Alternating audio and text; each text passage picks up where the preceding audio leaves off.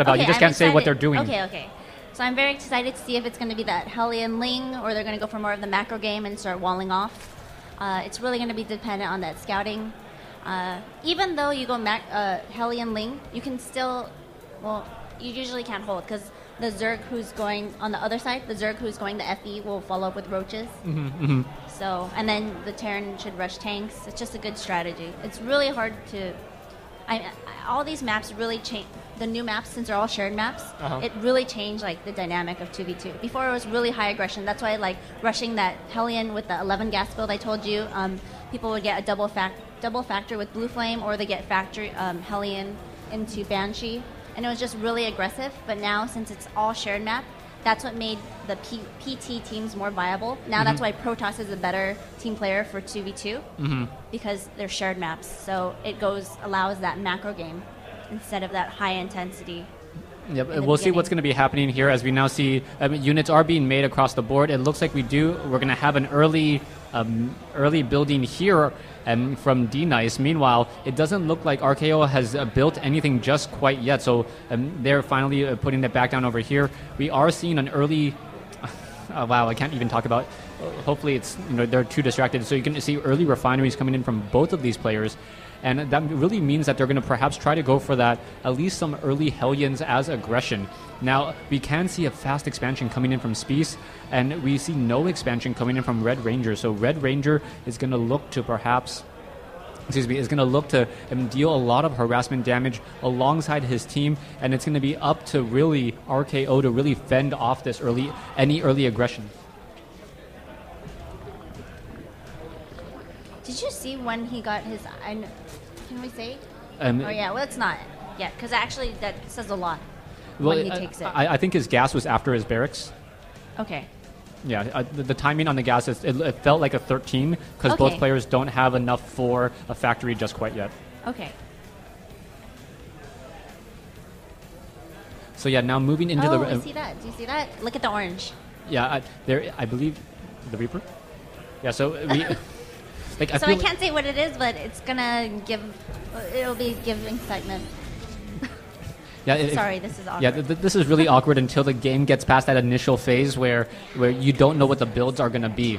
Now, taking a look at everything so far, it looks like there isn't a gas steal or a gas block coming onto Speece as the Marine is going to try to go ahead and take that down. We still don't see an expansion coming in from this side over here, but we do have an interesting tech building, and that means a push should be moving out sometime shortly. The longer the game goes, the more that this over here is going to come into play. But right now, with only one, it's really not going to return that much.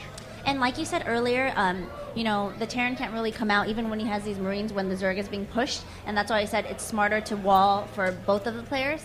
But because he didn't, now this Zerg is very vulnerable. Yeah. Especially with the build he did on the blue Zerg.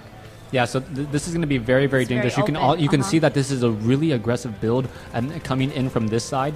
You can see the 3 production buildings here. Also, you can see that there is already this number already coming out and will be hatching soon. So the timing is going to be very, very deadly as what's happening. One Reaper now trying to make its way in. The Marauders and the Reaper will be able to finish it down. So that scouting Reaper just saw the number of production buildings. And that will be important as RKO now needs to rank up his production and fend off what may be a very early attack. In case you guys didn't know, if you share control on team games, you can actually mine from their gas. Really? I don't think it will come into play here, but maybe on a map that's actually shared or smaller, or a macro hatch, it might come into play. That's interesting. Because we could share control, and then you have like a Protoss would make your gas, so that way you don't lose mining time from your SCV making it, and that way, if I'm Zerg, my Protoss would still make my gas because then I don't lose a drone. Very nice. So those are little tips. That very, very, very important tips, but unfortunately it doesn't come into play here since it isn't shared bases, as both sides are just trying to rank up production now. You can see that Red and Teal have slightly, or the Zergs actually have slightly larger armies, as it looks like Speece has been able to get a lot of roaches and now adding in some spine crawlers as well. So he's going to be able to fend off any attack, and this attack coming in from the right side may be a little bit delayed. Marauders and Marines now joining up together on the low ground. Medevacs nowhere in sight, as I don't think even have a factory at this stage. And with no factories, and Marines are now just trying to run in. It looks like dNice is going to come back in, take down some of these SCVs. One Marine able to finish it off, though, and there goes that Reaper. I wish that, remember I said the Terran, when they go 1-1-1? Me and Strifeco would beat this team. All right, so personal vendettas, personal preference on the builds aside. On the build. We'll see what's going to be happening. We are researching combat shield, concussive shell, and now SCVs are making their way out. Sorry, I had to hit my caster. SCVs are making their way out and getting gas. As we now see Marauders and Roaches battling out in the center. The SCVs are not in the front, so they're not tanking that much damage. It's going to be a bit of a problem. We do have Stim coming in from dNice, so dNice able to pull back here, but RKO still pushing in with Speece, and now Stim has ended, so another round of Stim being forced to use, taking another 20 points of damage on the Marauders, 10 points on the Marines, as the SCVs are still chasing and trying to take down more units. The problem's going to be whether or not Teal will come out to play, as the units are just going to go inside the red base, and red does not have very much to defend against this sheer number of units. So SCVs are going to be coming in. Roaches are going to enjoy being on creep. Drones now trying to fight Zerglings, backing around. More Roaches are hatching, but it's going to be quite some time. Marauders and the Marines, no healing, but a lot of Stim taking down multiple drones.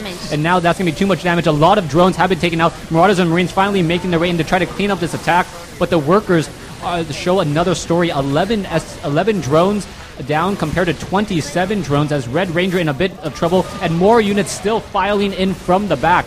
Marauders are trying to add in a bit of help here, as the drones have come back around. Marauders are now perhaps going to snipe down the spawning pool as well. Drones have nowhere to run, nowhere to hide, and all they can really hope to do is hope that there's enough tech coming in from dNice. That's all I have to add. Clean them up. Yeah, just clean them up now. I believe the game is pretty much going to be over. The Zerglings are just sitting outside, going to stop any reinforcements that try to help out his partner there. Only a couple Marines and Marauders, but that's all you really need. The Broodlings now coming out to try to finish off. The reason why this Blue Zerg is able to have so many units, it's because he took that FE. Yeah, that fast expansion. Very brilliant. Yeah, so Speece